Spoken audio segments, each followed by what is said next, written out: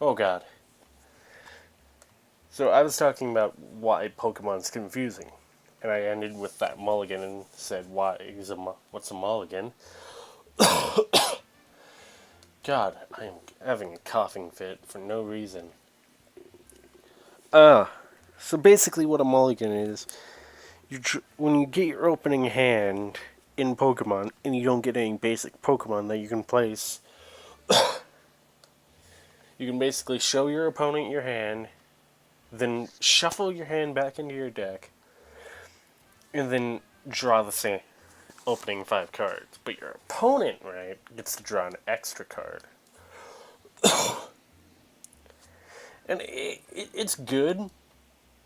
I just find it weird for me because in Yu-Gi-Oh, right, your hand is what you get, and you don't have a fit. And if you get a bad opening hand, well, you better hope your next card's good, because the Yu-Gi-Oh giveth and the Yu-Gi-Oh taketh. Alright? Okay, boy. Mm-hmm. Uh, so yeah. Glipnorps, right? Anyways, another thing that I don't that's weird for me, and that's in Pokemon, the Pokemon card game, is the fact that uh, in Yu-Gi-Oh, right, you get, if you want to attack, you attack, unless there's a card effect saying you can't, or you must, or so on and so forth. Zambozan. Zambozan! Coming to stores, 2015. No, but, what's weird, but in Pokemon, right, if you want to attack, your Pokemon must have the required energy, and it's basically like fire, wind, whatever, to it. And if it doesn't, well, you gotta skip your battle phase. And you can have your bench Pokemon gain these energies, and you can also evolve them, which I kind of see as a tribute, because you still have to give up that Pokemon to get the better version. But this one makes me horrendously mad. Because in Yu-Gi-Oh, right, your deck minimum is about 40. But in Pokemon, right, it's a required 60.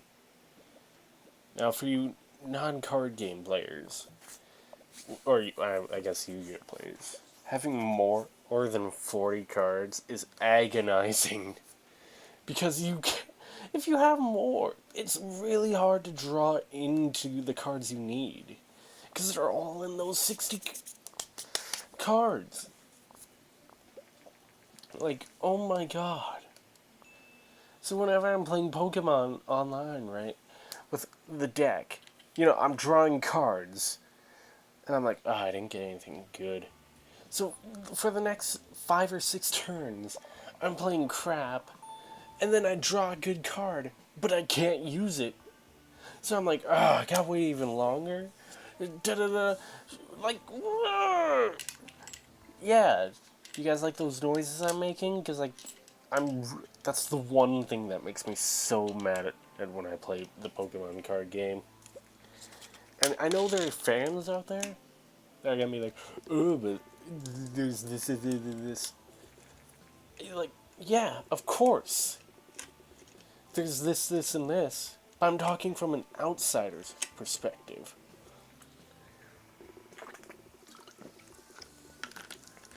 I played my fair share of Pokemon. I've played about 10 or 20 games, and I have the right to complain about it. Like, I'm not saying, Pokemon should change it. Like, I'm sure there's pros and cons, but I just don't like it coming from a Yu-Gi-Oh perspective. Because back when I used to play competitive, you know, uh, it was basically required that you had at least 40. I didn't do a game report on Glipnorps. You had a 40 card deck, right?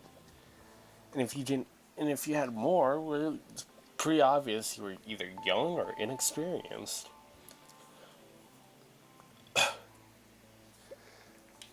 So going from that norm to having to have that 60 card, it's like I need a lot of copies of cards then, and it's just so agonizing.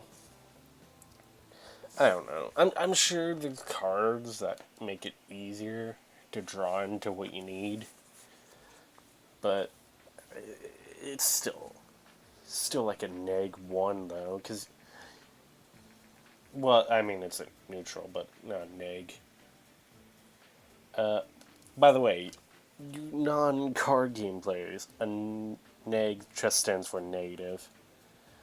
For example, if you play a card and you don't get a card or you don't destroy an opponent's card, it's a neg one. There's also plus. There's plus. The pluses in Yu-Gi-Oh are just like +1, +2. That's also a reference to how many cards you draw. But here's a term I just now learned a couple of weeks ago. For a competitive, I don't know how long it's been around because I started back when I think 5Ds, like just before 5Ds was about to start. You know, and that whole synchro stuff. So I started just before that. No, I don't want to start developing. You know, maybe I should. It's only 80 grand. Oh, gotta go back. What do we want to call this?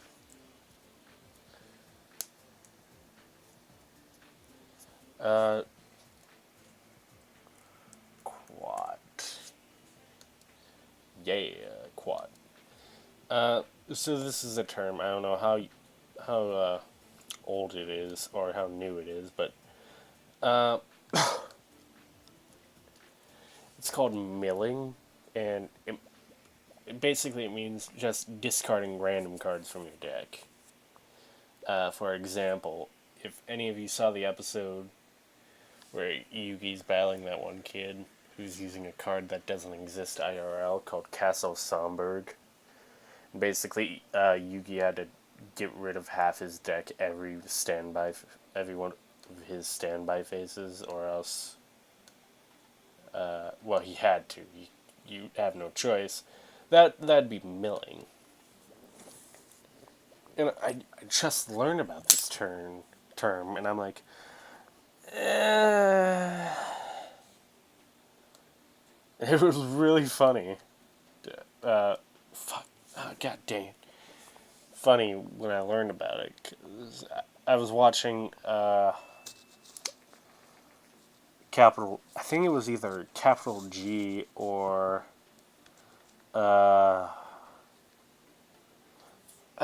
what's his name? Oh, I'll put him on screen right now. But editor, can you put that up? Thanks, editor. But yeah, that's how I learned of that term, and I was like, I thought it was always just called discarding. So yeah. Oh god, but yeah, those two people I just said. If you want more Yu-Gi-Oh content, because I will be doing more Yu-Gi-Oh, but not for a wee bit.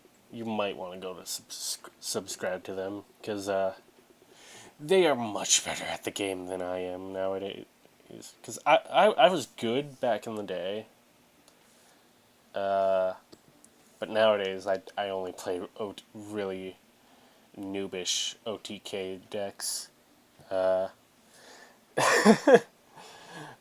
Anyways, we're starting development. Well, we just finished development on Quad for the Super Nintendo. I mean the Nintendo, and I spent 10 minutes talking about Yu-Gi-Oh and a little bit of Pokemon. So next time on Game Dev Tycoon, with the growing interest in video games, there is also a growing audience for video game magazines. These magazines offer a great new way for game developers to market their upcoming games. Ooh, what could that mean? You'll just have to find out. Next time!